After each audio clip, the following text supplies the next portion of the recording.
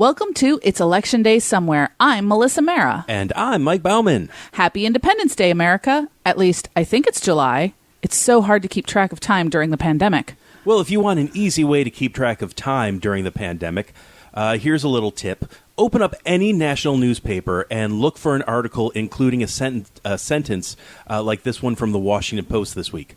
Some Trump advisors are privately pushing for sweeping changes to the campaign, including the idea of a major staff shakeup and trying to convince the president to be more disciplined in his messaging and behavior. If you see that sentence, it means today is a day that ends in a Y. Let's begin with a recap of recent results. John Hickenlooper won the Colorado Democratic Senate primary and will go up against Republican Senator Cory Gardner in November. Hickenlooper managed to get somewhere around 59% of the vote, fending off an attack from the left by Andrew Romanoff in the primary.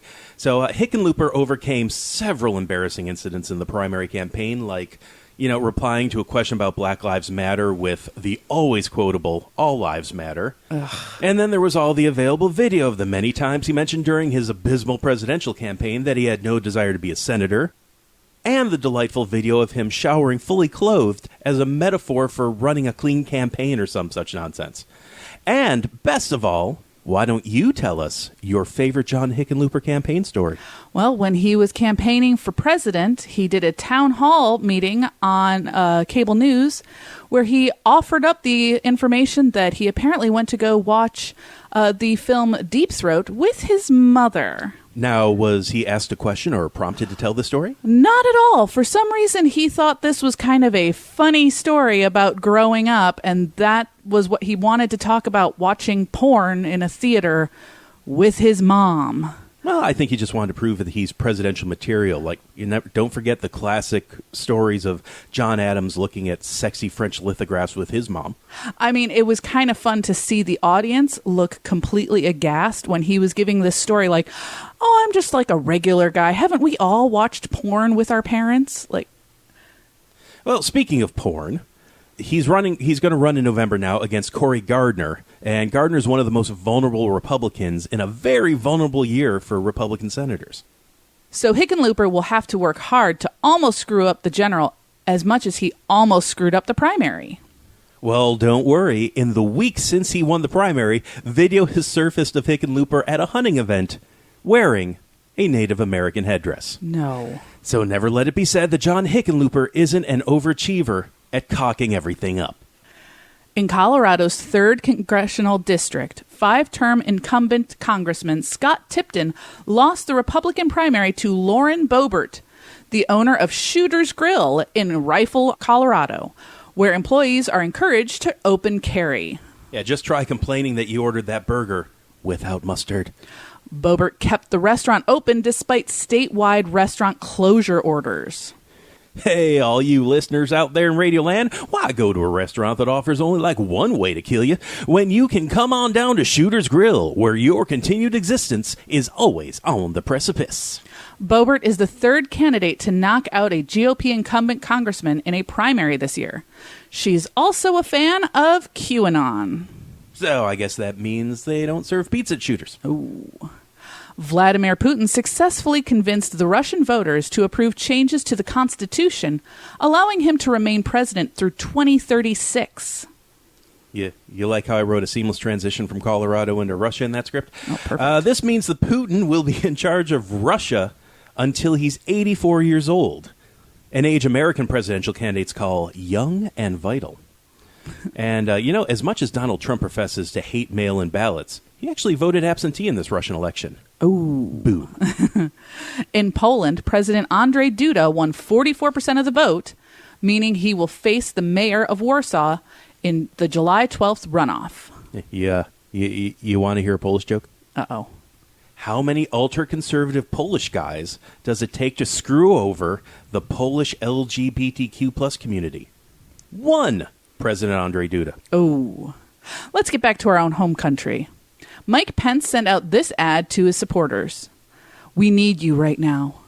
It's going to take every patriot stepping up if we want to crush Sleepy Joe's dreams of turning America into a big government socialist nation. All right, so far so good. Going after the stupid not Trumps not being Trump. I've convinced my father to give you another chance, which is why he's decided to extend your personal 500% match offer for one more hour. Obviously, some dumb, lazy person on the Trump campaign cut and pasted an ad from Eric or Don Jr. and sent it out without edits under Pence's name. But is it a mistake? What if this ad tells us that Mike Pence has spoken to God, my father, and convinced him to give us another chance? Now, I don't know where God's getting the money to offer a 500% match, because you'd think God is super rich, but all the money that's supposed to go to him accidentally buys Kenneth Copeland a private jet, or Joel Osteen a private jet, or Franklin Graham a private jet. Sounds like... Or Creflo Dollar a private jet. Oh, God. Sounds like... Or Jim Baker a private jet. Oh, God. Sounds like God is working under the same contract TLC signed in the 90s. Or is this a clue that Mike Pence calls Trump daddy? Ew. Okay, that's gross. All right, sorry. Let's talk about what's coming up this week. This week is Louisiana, Puerto Rico, New Jersey, and Delaware hold their presidential primaries.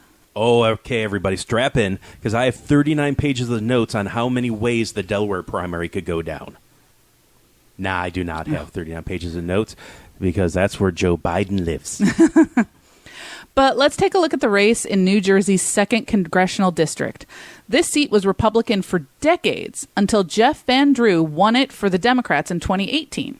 He celebrated the victory by switching to the Republican Party in 2019. Well, that's a classic politician move. Members of the majority party often think to themselves, hey, having power is stupid. I'm going to switch to the minority and really accomplish nothing. Several candidates are running for the Democratic nomination, but the top two are involved in a proxy fight between powerful New Jersey Democrats. Bridget Callahan Harrison is endorsed by Senators Cory Booker and Bob Menendez, the state Senate president, and a bunch of labor unions.